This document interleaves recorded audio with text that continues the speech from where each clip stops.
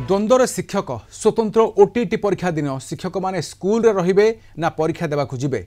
September 27 रे स्वतंत्र OTT परीक्षा प्रश्नपत्र लीक एवं बोर्ड रे अधिकारी नथिबारो बारंबार परीक्षा तारीख रे परिवर्तन होउछि।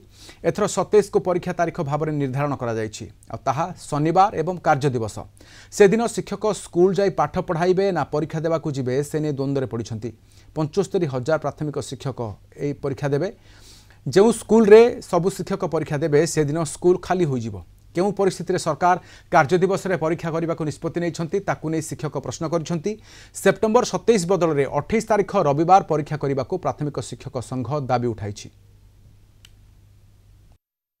माध्यमिक शिक्षा बोर्ड एक निर्देशनामा जारी कर आसंता 27 तारीख दिन स्वतंत्र ओटीटी परीक्षा करा किंतु यही ओटीटी परीक्षा जो दिन से दिन हूँ शनिवार से दिन हूँ विद्यालय कार्य दिवस जेहेतु 75,000 रु ऊर्ध प्राथमिक शिक्षक माने स्वतंत्र ओटीटी परीक्षा देवाई आवेदन कर बर्तमान द्वंद्व पड़ती। तार कारण है जेहेतु से दिन कार्य दिवस से परीक्षा देवाकू जीवे केमती जो विद्यालय 2 जन शिक्षक अच्छा अर्थ से एवं से 2 जन जाक आवेदन कर ओटीटी परीक्षा देवाई स्वतंत्र ओटीटी परीक्षा देवाई से दिन विद्यालय बंद रहिबो।